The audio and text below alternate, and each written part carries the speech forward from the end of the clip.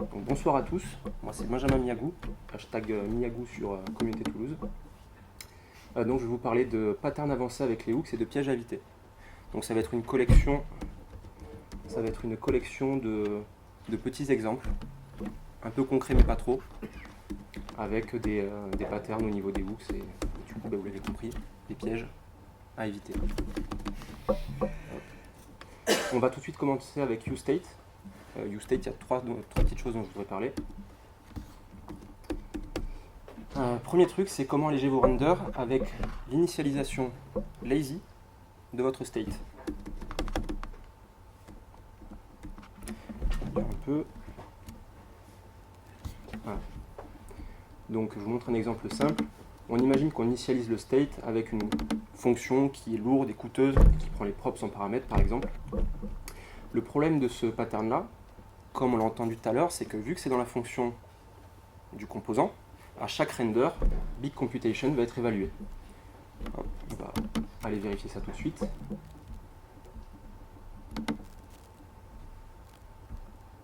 Donc là j'ai fait... Est-ce que ça marche?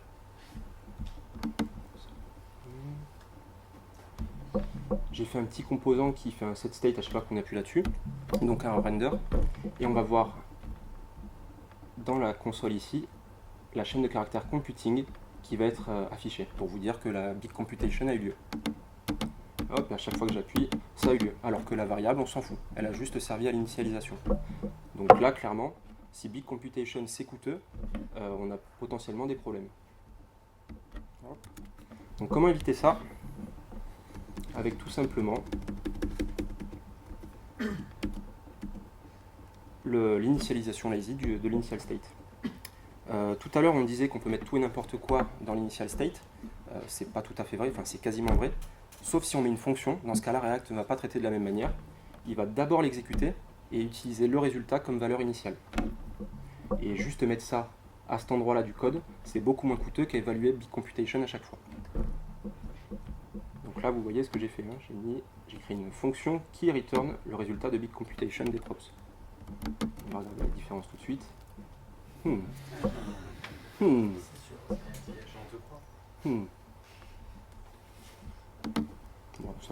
je peux utiliser celui-là, ça marcherait tout aussi bien en fait. Hop.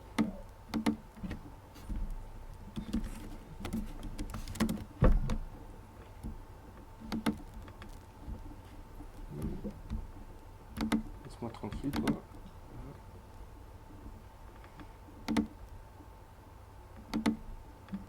J'aimerais bien clair la console.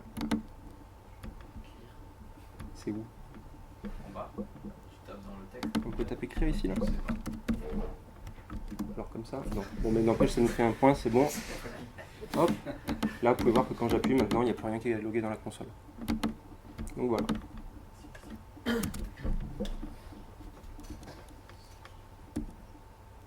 Ensuite, un pattern qu'on a déjà vu avec la présentation d'Antoine et des autres,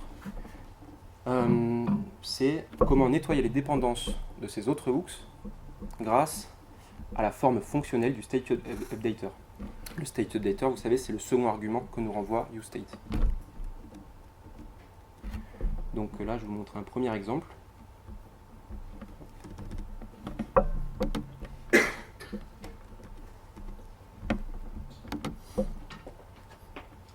Est-ce que quelqu'un sait ce qui ne va pas avec ce code?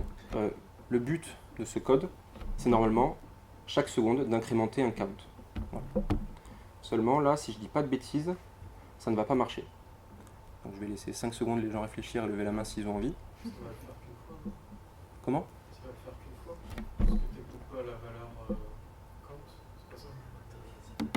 C'est un nouvel intervalle à chaque render? Non plus. Il n'y a pas de nouvel intervalle à chaque render parce que j'ai un tableau de dépendance vide ici. Parce que cette count, il se met pas à jour immédiatement. Non, c'est pas ça. C'est un problème intéressant duquel on va parler après, mais c'est pas le cas ici. La fonction dans le set intervalle est définie avec le count initial. Exactement. C'est bien ça. On en a parlé tout à l'heure, c'est que cet effet-là, il appartient au render initial. Donc à tout jamais, ce count ici, il vaudra 0, à tout jamais. Parce qu'on ne rend pas l'effet à chaque fois. Et Rules of Hooks, le plugin ESLint que vous devriez avoir si vous faites des hooks, vous le dit tout de suite. Donc je ne vais pas ouvrir le code sandbox. Bon, allez, je vais l'ouvrir. Est-ce que ça marche? Oui, ça marche. Et donc celui-là, normalement, devrait avoir un new effect, ça fonctionne. Et ça fonctionne, j'ai dû me planter quand je l'ai fait. Qu'est-ce qui... Oui. Hop, attendez, vous n'avez pas vu ça. Voilà. On recharge. Voilà, il passe à 1 la première fois. Et c'est terminé, il restera à 1 toute sa vie. À chaque fois, chaque seconde, cette count exécute 0 plus 1. Voilà. Donc comment régler le problème? Ben, je crois que vous l'avez vu, j'ai un peu spoilé le truc.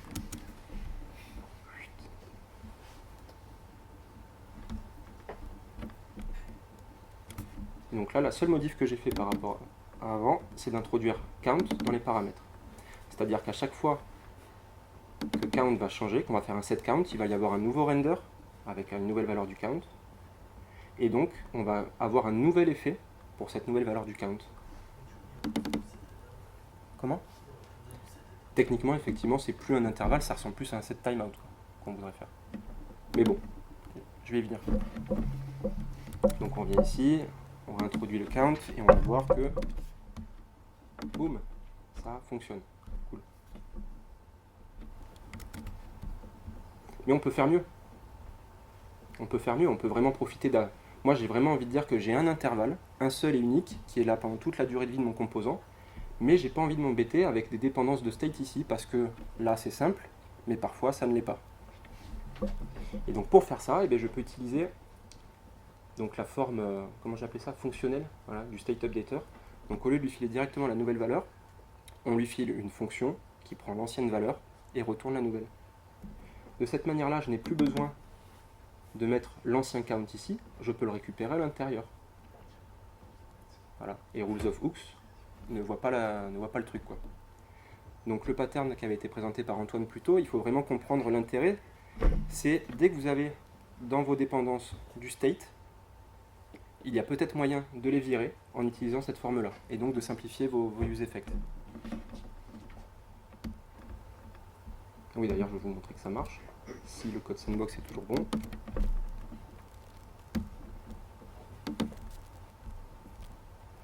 Donc tout à l'heure, ce que je ne vous ai pas montré, c'est que new effect, il était logué à chaque seconde.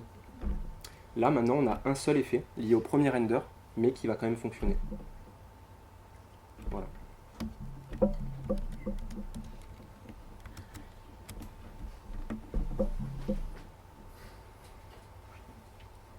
Ensuite, piège là cette fois.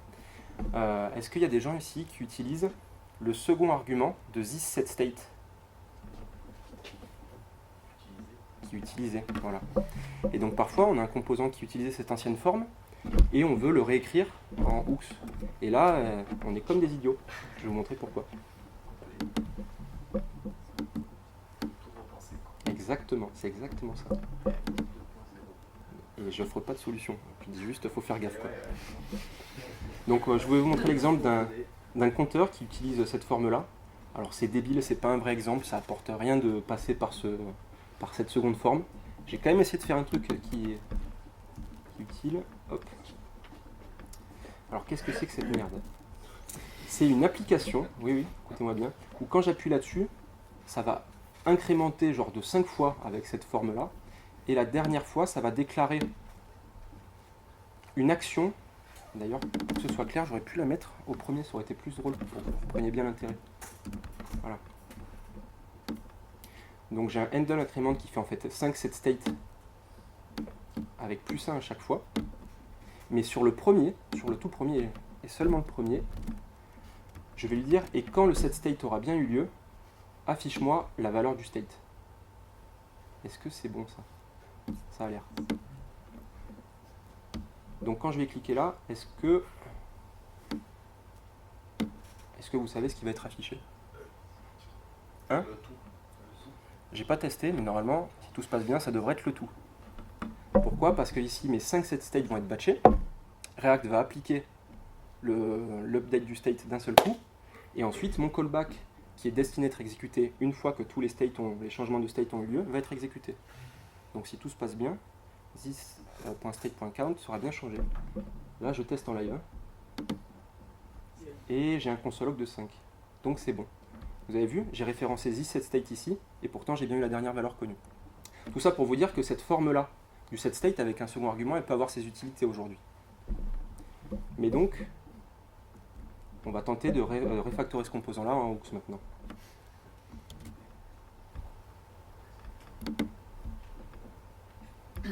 Voilà.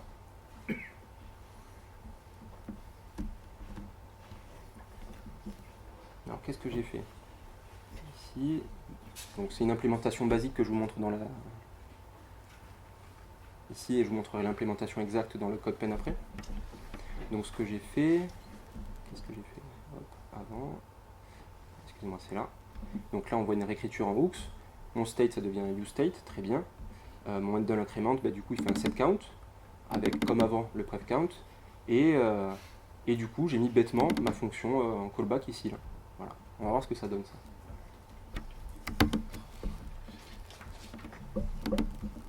Donc pareil. Ouais, enfin, ça sert à rien là pour le coup que je le remonte, on s'en fout, parce que vous allez voir tout de suite ce qui se passe. Boum! Wow, qu'est-ce qui se passe? State updates from the useState and the useReducer hooks don't support the second callback. Bref, en gros, il nous dit, ça, pas le droit. Et ça, pas le droit, c'est normal qu'on n'ait pas le droit parce que les règles des hooks, enfin, j'ai pas envie d'entrer dans les détails maintenant, mais ça me choque pas qu'il n'y ait pas le droit de le faire, qu'ils aient viré cette forme-là. Donc, on va trouver comment on peut faire pour régler ce problème. D'ailleurs, est-ce que quelqu'un a une idée comment on peut faire pour régler ce problème? Première idée, c'est quoi? UseEffect, exactement. Je sais même pas si c'est ce que j'ai implémenté après, on va voir. J'ai oublié ce que j'ai fait. Oh putain, c'est ça, bien vu. Donc effectivement, la seule alternative qu'on ait, dans ce cas-là, enfin il me semble, hein, si vous avez des idées, je suis preneur, c'est de mettre un useEffect qui regarde la partie du state qui nous intéressait de loguer dans notre cas. Voilà. Donc quand vous tombez sur ce cas-là, le problème qu'il y a quand même une différence importante à noter, c'est qu'avant, on avait un effet qui se déclenchait seulement quand le state avait été modifié. Maintenant, on a un effet qui se déclenche quand le state est modifié, mais aussi au démarrage. Voilà.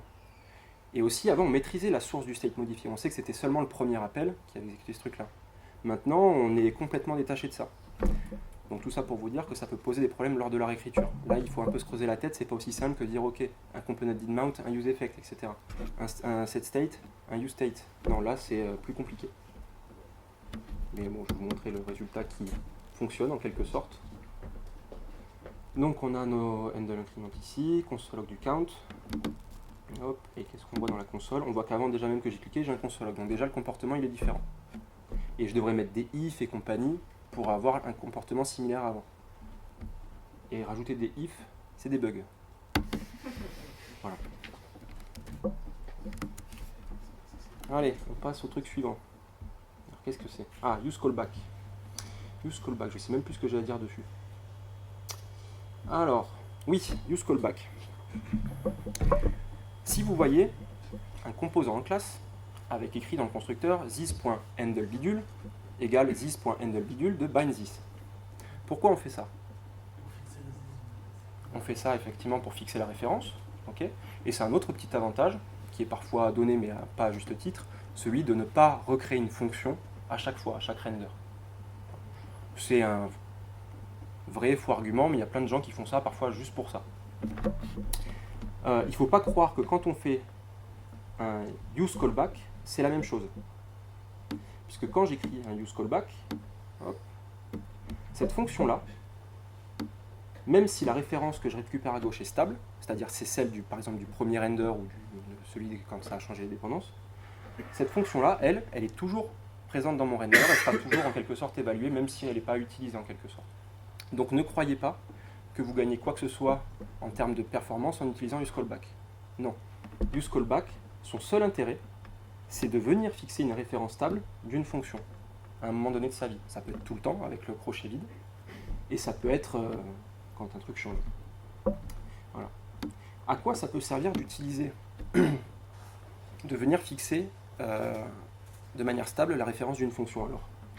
Eh bien, je vais vous montrer un exemple. Je ne sais pas pourquoi j'en ai deux, on va voir ça tout de suite. c'est bien, tout le monde découvre là, c'est cool. Alors qu'est-ce que c'est que ça? Upset count, handle increment, etc. On va voir qu'est-ce que ça fait. Non, je ne fais que voler en fait tout mon code. Ça, je pense qu'on s'en fout en fait, c'est pas très intéressant.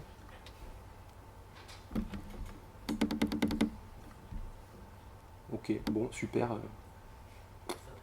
Handle increment, use callback. Bon, attendez, on va regarder l'autre exemple, celle-là, c'est peut-être de la merde. Décommande ton handle increment pour voir la différence. Non, mais je pense que c'est de la merde. Hein. T'as 3 versions d'handle increment quand même. Ouais. Ah oui, c'était pour vous montrer que tout ça c'est équivalent en fait.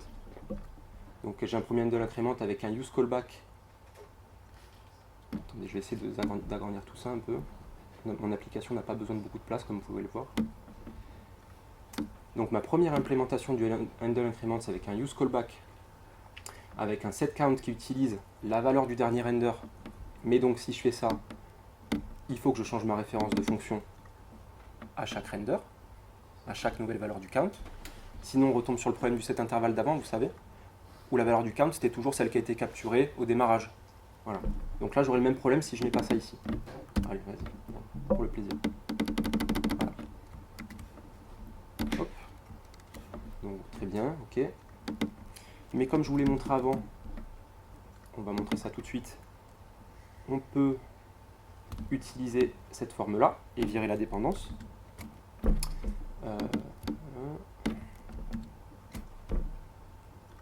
Voilà, le puzzle se met en place, vous voyez, la functional state form updater, enfin je sais pas trop quoi, qui me permet de virer mon state de la dépendance. Et normalement ça fonctionne. Ouais, je suis un ouf. Hop. Mais en fait, on peut aussi, excusez-moi du terme, s'en battre les couilles. Voilà. Et dire que vu que mon handle increment, ben finalement, il n'est pas présent dans une dépendance d'un autre hooks, c'est quoi l'intérêt de faire un use callback en fait? Je crois qu'il n'y en a pas. Voilà. Donc ne vous prenez pas trop la tête avec use callback, utilisez-le dès que votre fonction devient la dépendance d'un autre hooks. C'est le seul intérêt, il me semble, à l'utiliser. Je suis arrivé à cette conclusion et voilà. C'est bien ça? C'est l'approbation de MOOCs ici présent. C'est cool. Je ne bougerai plus. C'est si ton callback il est utilisé en dépendance d'un autre hooks.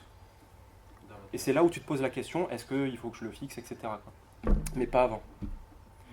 Vouloir dire quand on a un this.bind qui a été fait en haut d'un truc, qui est parfois fait de manière automatique dans les classes, il ne faut pas le faire de manière automatique dans les composants, c'est juste une perte de performance. Enfin, je taille.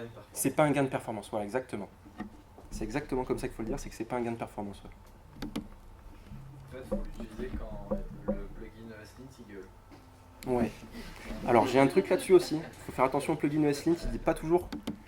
Il faut pas l'écouter aveuglément, mais là je suis en train de me spoiler, enfin de tout niquer, donc on va se taire. Et j'ai un autre exemple, qu'est-ce que c'est? Ah, j'ai un exemple justement pour vous montrer une utilisation d'une callback utilisée en dépendance.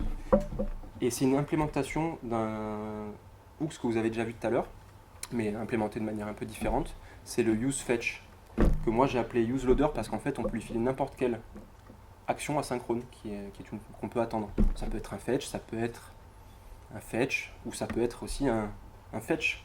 Voilà. Donc, mais c'est pas pareil, vous voyez, c'est plus générique, mais c'est pas pareil. Et seulement mon useLoader, moi, il prend quoi? En entrée, il prend juste une fonction. C'est tout. Mon pari, c'est qu'avec simplement une fonction en entrée, je suis capable de faire la gestion du load correctement. Alors, hop. Je vais vous montrer mon composant déjà, pour que vous compreniez le truc. J'ai une petite application qui charge le profil d'un utilisateur. Ok. Donc quand on appuie sur des boutons, hop, hop, hop, hop, ça change le state user ID. Ok. Jusque là vous me suivez? Très bien. Ensuite, ligne 54, ici on peut voir que j'utilise un useLoader, on va voir ce que c'est après. Et je lui donne une fonction qui s'appelle fetchUser. Très bien. On ne sait pas lequel encore. juste fetch user. Et de ce useLoader, je récupère l'état de l'action asynchrone qui peut être soit un résultat, tout va bien, soit un état de loading, soit un état d'erreur. Donc maintenant, regardons ma fonction fetchUser. Ma fonction fetchUser, alors c'est un faux fetch que j'ai fait, c'est une promesse qui résout dans 2 secondes, pardon, soit avec le user, un faux user, soit si c'est l'utilisateur 3 parce que c'est un connard, une erreur. Voilà. Mais donc mon fetchUser, c'est lui qui va prendre, c'est bien ma callback qui va prendre l'user ID en entrée, et non pas mon effet, ou mon useLoader qui le passera un effet ensuite. Non. Parce que j'ai pas envie d'introduire cette notion-là dans mon useLoader, il n'a pas besoin de savoir tout ça. Il dit juste, si la fonction change, c'est que je dois la rejouer. Et on va regarder rapidement. Est-ce que vous suivez? C'est bon? Est-ce que vous y voyez au fond? Ou vous voulez que j'agrandisse? C'est bon? Donc très rapidement, le useLoader, ça ressemble à ce qui a été présenté déjà par Yann. Avec juste un petit truc en plus, c'est que je fais qu'un seul useState pour tout, parce que c'est pas interdit. Parce qu'à chaque fois, je vais remettre un state, je le manipule tout d'un coup à chaque fois, vous allez voir. Là, je suis obligé de faire un pattern un peu moche, à savoir que mon useEffect, c'est une fonction qui exécute une fonction directe.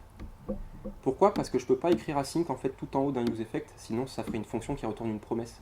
Et il n'est pas content. Si je fais ça, là, il va me dire, oh là, tu fais de la merde. useEffect, la valeur de retour, ça doit être une fonction de nettoyage, pas une promesse. Donc on ne peut pas écrire async ici. Donc on doit faire ce petit pattern un peu moche là pour exécuter une fonction async dedans. Donc ensuite, hop. Donc quand on lance le... Ah oui, excusez-moi, mon effet, quelle est sa dépendance? C'est un des trucs super importants à regarder. Quand on regarde l'effet, et bien c'est la fonction. Donc si la fonction change, le loading se lance. Et après on rebascule sur un état de loading, erreur ou tout va bien. Là je rentre pas dans les détails, c'est un fetcher comme un autre. Donc on peut le voir ici, hop. Alors, attendez. Yes. J'aurais dû écrire t'es un connard. Voilà. Donc voilà une utilisation du useCallback qui peut être intéressante. Et certains pourraient dire oui, mais là c'est tiré par les cheveux, tu aurais pu faire ça directement dans un useEffect, enfin je sais pas. Parfois, la fonction on va la prendre via une properties. Et c'est le parent qui va s'occuper de faire une référence stable à la fonction. Et vous n'aurez pas d'autre choix que d'utiliser ça comme dépendance. Vous n'aurez pas les arguments qui changent, par exemple le user ID, vous n'aurez pas tout ça. Ou vous pourrez l'avoir, mais en refactorant votre application. C'est bien d'avoir cet outil-là sous la main, de savoir que ça existe, cette manière de faire là. Des questions ou pas? Très bien. Ensuite, useRef, qu'est-ce que j'ai à dire dessus? De plus qui n'a pas déjà été dit. useRef, ça sert à 2 choses. Ça sert à émuler à la fois rapidement, à émuler une variable d'instance, une classe par exemple. Et ça sert aussi pour venir émuler une classe d'instance, mais qui viendrait se fixer un élément de DOM rapidement. Ok. Je ne vais pas rentrer trop dans les détails sur le useRef. Je vais juste parler d'un truc assez important, qu'il faut bien comprendre. Vous l'avez peut-être déjà compris d'ailleurs. C'est que quand on change la valeur d'une ref, quand on fait maref.current égale une nouvelle valeur, c'est pas un render pour React. Enfin, ça ne provoque pas un render. Ok, vous allez me dire, so what? Et là, je vais vous montrer un exemple de code qui pourrait être écrit par l'un d'entre nous. Je vais vous demander, non, c'est pas ça, merde. Ouh, shit. Attendez.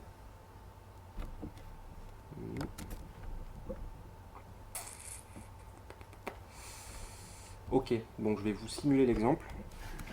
Je pense que c'est pas compliqué à faire. Allez, on va tenter, on tente le coup. Ça va être le live coding d'aujourd'hui, de ma session. Alors, l'idée c'est de faire un composant qui a une ref. Ok, on va virer ça tout de suite. On va faire qu'un seul input dedans, parce qu'on s'en fout du reste. Faire un input. Ok. Est-ce que ça marche déjà? Le const qui se balade, ouais. C'est bien, vous suivez. Pas moi. Est-ce que ça... ça. Oups. Tu fermes ton paquet, mais tu veux pas un anti-slash à la fin. Ouais, merci. Vous savez ce que c'est le live. Hein, voilà. Donc j'ai un input, très bien. Maintenant, ce que je voudrais faire, c'est console loguer à chaque fois la valeur de l'input à chaque fois qu'elle change. Et bêtement, là j'ai un composant qui est non contrôlé, vous le voyez. Et si je me dis, ok, je vais rajouter cette fonctionnalité-là tout de suite, il y a plein de manières de le faire, et l'une d'elles, ce serait de dire, ok, je vais faire une ref. Donc input ref égale useRef de 1, on s'en fout, et lui dire useEffect, puisque je veux loguer à chaque fois qu'un truc change. Ok.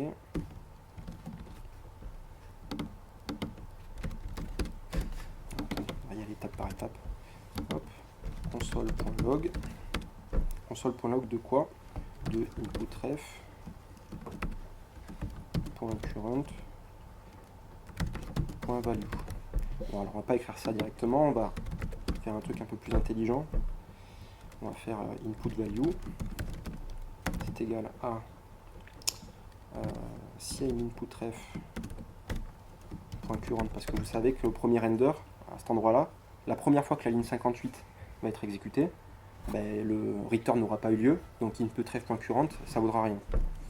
Donc si input.ref.current existe, on va dire input.ref.current.value, sinon ce sera chaîne vide pour commencer. Voilà. Et je vais mettre ça ici. Input value. Qu'est-ce qu'il me dit? Il faut que tu fasses un console de input value. Ouais, excuse-moi, merci.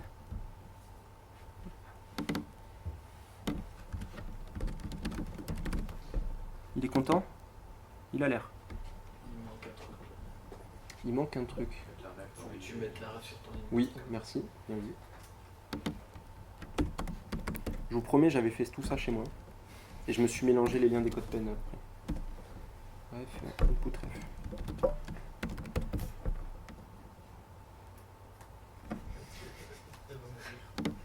Qu'est-ce qu'il y a? Vous voyez ce qui va pas ou pas là? Non, non, non, non. c'est rien. Rien d'intéressant. Je sais pas pourquoi il est rouge, mais je pense que c'est rien. Ok. C'est une erreur du passé. Qu'est-ce qu'il dit? Input R is not C'était defined. pendant que tu étais en train d'écrire, à un moment tu as écrit input R avant que tu tapes le E. C'est de la merde. Du coup les cadeaux. Ok. Bon. D'après vous, est-ce que ça va marcher ou pas ça?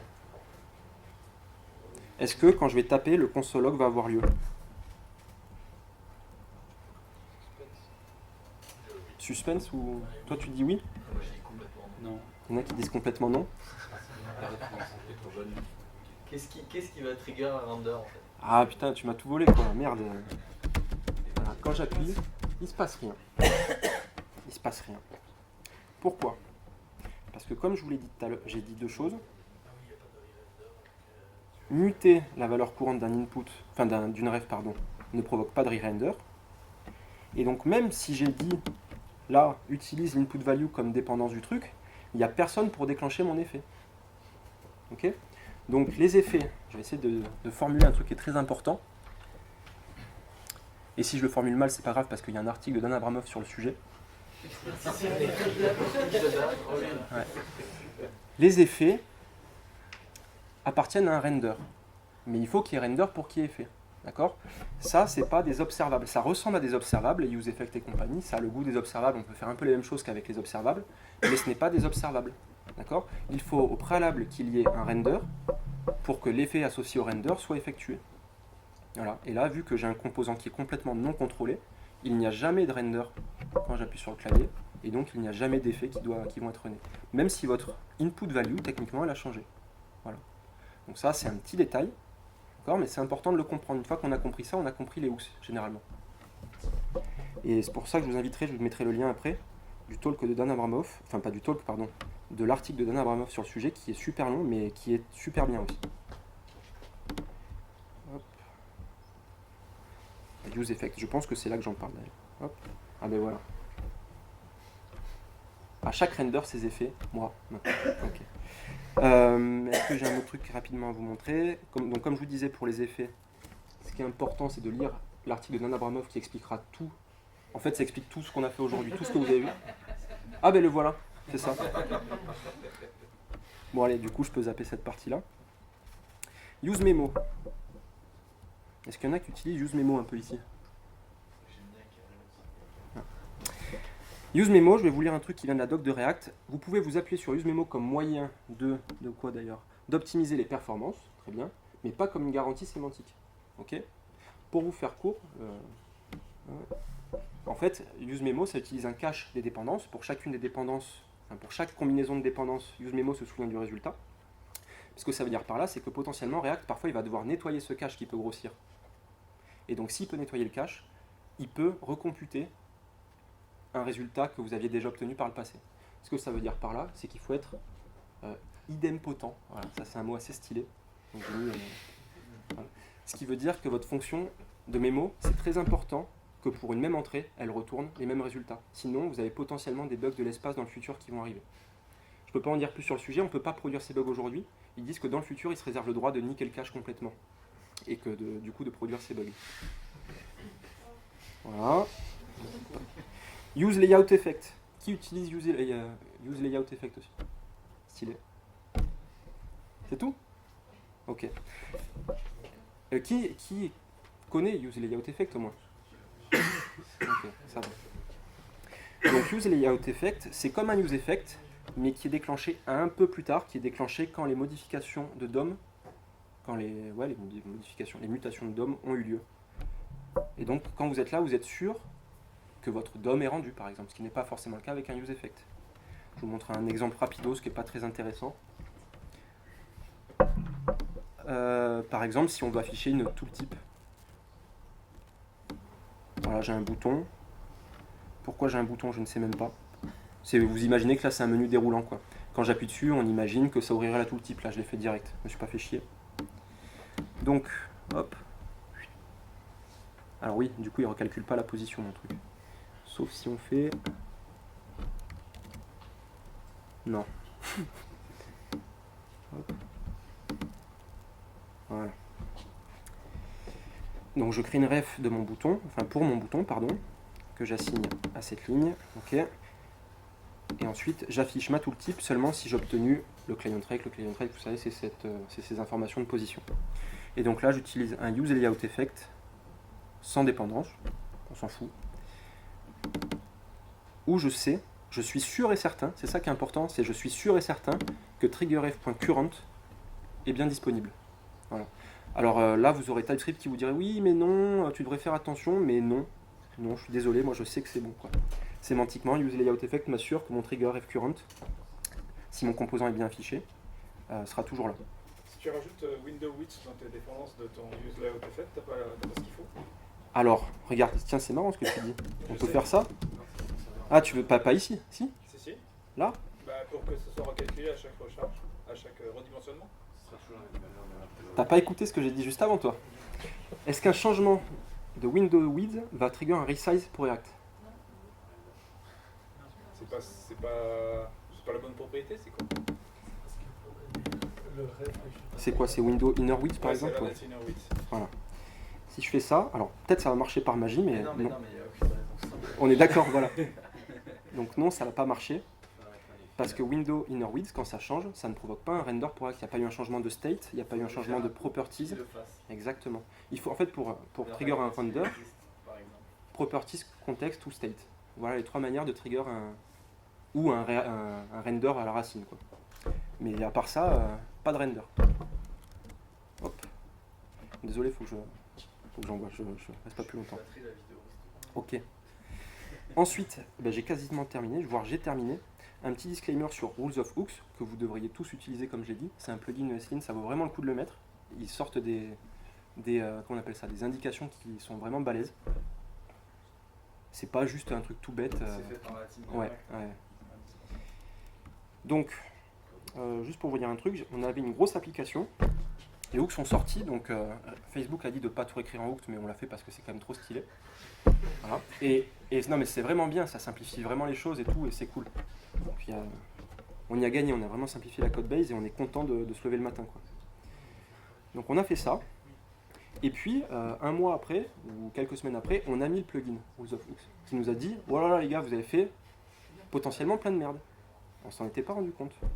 Et donc ce qu'on a fait, c'est qu'on a regardé la première truc ESLint, on a corrigé en regardant, vérifiant bien que, ah ben ouais, il avait raison le con. C'est-à-dire, en fait, ce que vous dit Rules of Hooks, c'est, il vous manque telle dépendance, cette dépendance-là n'est pas bonne, etc. Cette dépendance-là est en trop. À chaque fois qu'on a corrigé, c'était bon. Donc arrivé à 50% du taf, on s'est dit, bon ben maintenant on va lui faire complètement confiance et on va même plus réfléchir. Dès qu'il nous donne un fixe, on le fait. Ce qu'on a fait. Et en fait, on a eu des bugs. On a eu des bugs, pas parce qu'il avait tort, non, il avait raison, mais parce que notre code était mal écrit.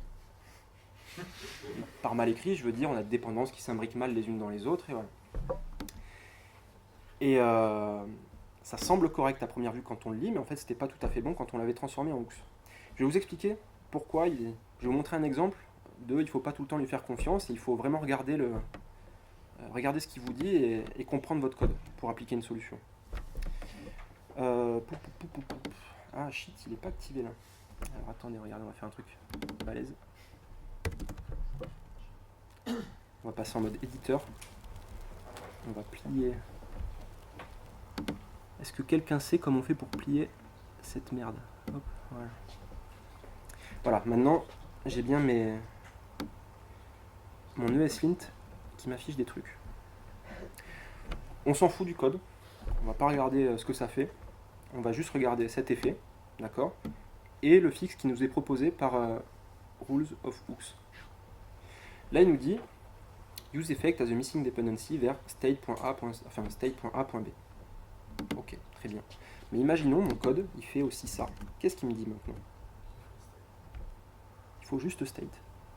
Oui, mais peut-être que ce que je voulais dire, state.b. Cet exemple-là est bidon, d'accord? Mais quand vous avez un use effect complexe et compagnie, que vous utilisez votre state de plusieurs manières, lui va vous proposer la version la plus commune, le state bas niveau. Mais peut-être que votre effet doit se déclencher seulement si state.a.b change. Peut-être qu'on a fait du code de merde, peut-être qu'il y avait une autre manière de le réécrire pour éviter ce problème. Ce que je veux vous dire par là, c'est qu'il faut juste faire attention à ce qu'il vous dit et à ne pas appliquer bêtement. Voilà, parce que sinon, pareil, pour trouver d'où viennent les bugs après, ça nous a pris énormément de temps. Parce que franchement, ouais, ça nous a pris énormément de temps, je ne vais pas rentrer plus dans les détails. Et là, qu'est-ce qu'il nous dit dans ce cas-là? Là, il nous dit de mettre les deux, vous voyez? Alors que peut-être que là, ce que je voulais dire, c'est state tout court. Là, j'ai state.foo.bar, et là, il voudrait que je mette les deux. On va faire un extract, comme il a l'impression. Je pourrais faire un extract, il y a plein de manières possibles. À chaque fois, quand c'est sur du vrai code, c'est important de se poser la question, c'est quoi la bonne manière de le corriger? Donc, tout ça pour vous dire, ne faites pas comme moi, n'y accordez pas une confiance aveugle. Avec un petit smiley avec des lunettes. Conclusion de tout ça. Les hooks, c'est cool.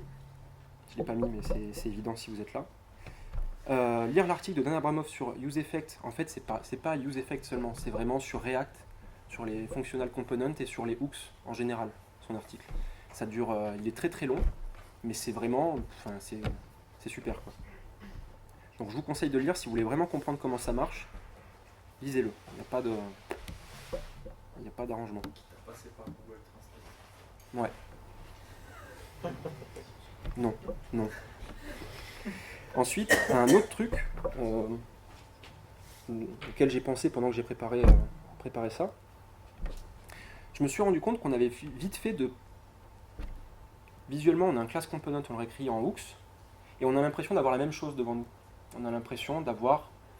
On a les states qui sont en haut, on a les effects qui sont au milieu, on a un render en bas. Ça ressemble beaucoup visuellement à ce qu'on voit quand on fait un class component. Mais c'est pas la même chose, c'est pas la même bête qu'on a devant nous. Là, en gros, on a déporté toute la description de notre composant dans la méthode render. Il faut imaginer que c'est ça, quoi, un functional component. Donc, c'est des nouvelles catégories de bugs qui apparaissent, c'est de nouvelles problématiques qui apparaissent, et voilà. Donc, je pense que vous avez déjà dû voir ça, je pense pas être le seul à avoir remarqué ça, mais vraiment, quand on transforme de classe vers hooks, on a l'impression d'avoir la même chose. Est-ce que c'est le cas pour vous? Est-ce que vous avez eu cette impression ou c'est que moi? Non, j'ai pas. Bon, je sais que moi en fait, donc c'est perso quoi, voilà. Ouais, c'est intéressant. Mais ouais, tout ça pour vous dire que le fait que tout se render à chaque fois, c'est ça qui peut être un peu dur à comprendre et l'article de Dan, il explique tout ça. Voilà, merci à vous.